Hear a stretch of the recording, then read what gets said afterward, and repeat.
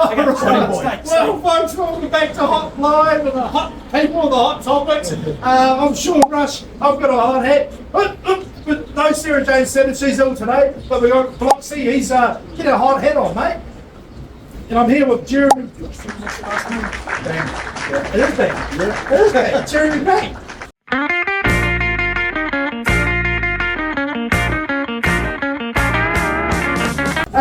Welcome, Danny. Get yourself a hot hat. That's awesome. Hey, so Jeremy, tell us a little bit about your journey. You're a Wellington boy, born and bred. Hutt Valley High, wasn't it? Sweet Valley Heights. Yeah. So, but now you're in the shoe business. Tell us about that journey. Yeah. So, was in retailing from a fairly young age. Went away to university, came back to Wellington, and got into footwear retailing. And most recently, in the last sort of 5 years, I set about a new change, which was sort of born out of my windsurfing in Wellington, actually. And that's the only type of surfing you do in Wellington, a lot of times. Yeah, that's right. 35 knots on the harbour. But yeah, started a new company called Waiwai Nation, and that's really about eliminating the use of plastics and taking plastics out of the ocean and moving it into footwear and fashion. Yeah, so I read a bit of stuff on your website. You're at a beach in Hawaii, and these blue fleets were amongst the sand. Yeah, that's right. Yeah, I was with my daughter, and I used to go there when I was younger, in my late sort of teenage years. And so I thought I'd take my family back. We went back there and took my little daughter. She was 9 at the time on the beach, and we were looking through, playing in the sand. And she was like, "Daddy, what are these blue flecks?"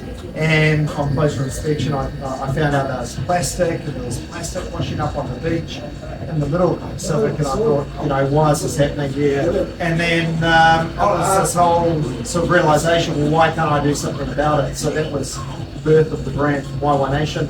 And so we set about to, transform the footwear industry and use natural-based materials like hemp, cactus plants, algae to make our shoes rather than plastic-based.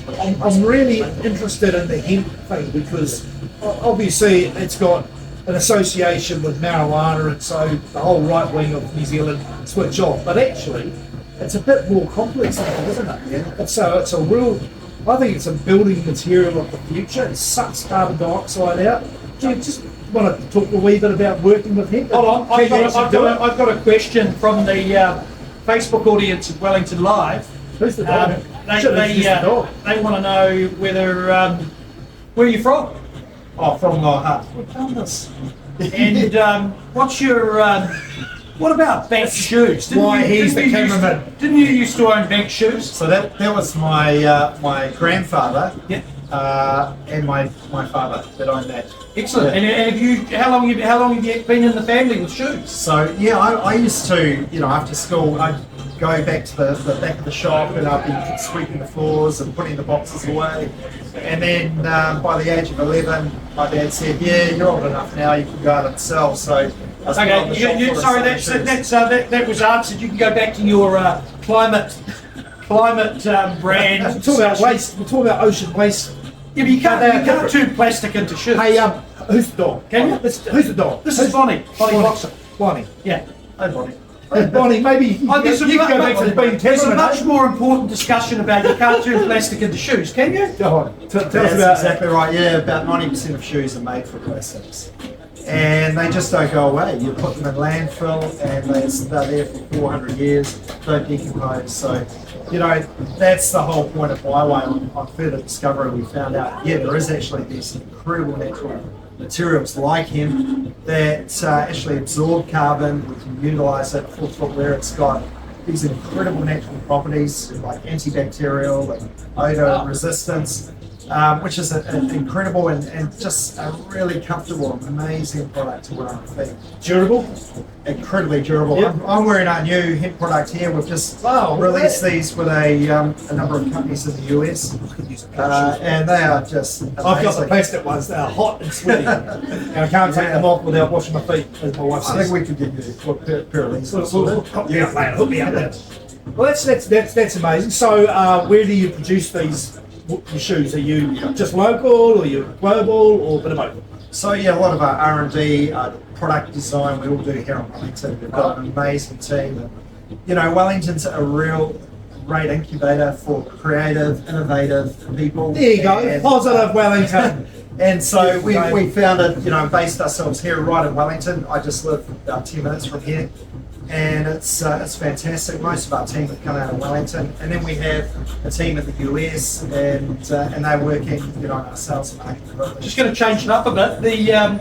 What's your favourite beach then in Wellington? Is it Island Bay? Well, yeah, Don't let him answer the question. It's just Sarah Jane from Island Bay. right. Sorry, Sarah. I'm not, Sarah Jane. I'm not an Island Bay fan, but yeah, more Windy Point. What's your Windy Point? East Point. Yeah. Windy Point Eastport. And what's your favourite restaurant? Is that also an Eastport? No, I would say actually we've got Cafe Ice here, right? Yep. And I prefer dessert over a main. So yeah, a good one of their after dark mints ice creams is phenomenal. That's awesome.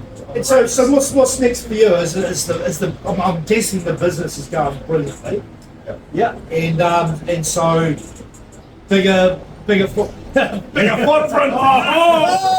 a bigger global footprint. Sorry about that, everybody. He slithered. What's next for you? We're taking one step at a time. Oh no! 2 feet forward. Oh, my foot. Have you ever had to go 2 feet forward and 2 feet back? Look, you know, we always make backstep now and again, but we're really pushing ahead. Sean's actually getting a bit toey with me. He wants to end the interview. We've done the joke now. We've done the pun. All right, back to the camera. Yeah, so we're Otherwise, I'll these, boot you. You got to kick up that side. Go on, carry on. So all going ahead well, and we're really excited, about the uptake we've had in the US and the customers that we've got there. Maybe a listing. Well, I don't know about that. I don't know if we feel like going public. You should go and hang out with my mate. You should go hang out with my mate Rod Drury. He used to do a speech, and if he said, "Is any of you going to go public?" And if they didn't put their hand up, he'd tell them to fuck off. Well, he'd say that they weren't being ambitious. Sarah Jane. What about you, Bonnie? What do you reckon?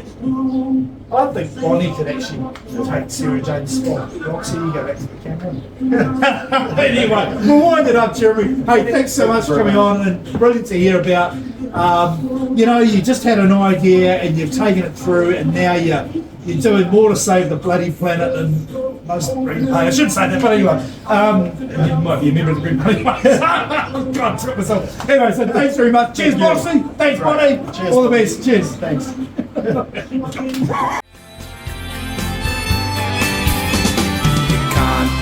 Wellington on a good day or even a bad day too. You can't beat Wellington, it's a cliche, but nonetheless it's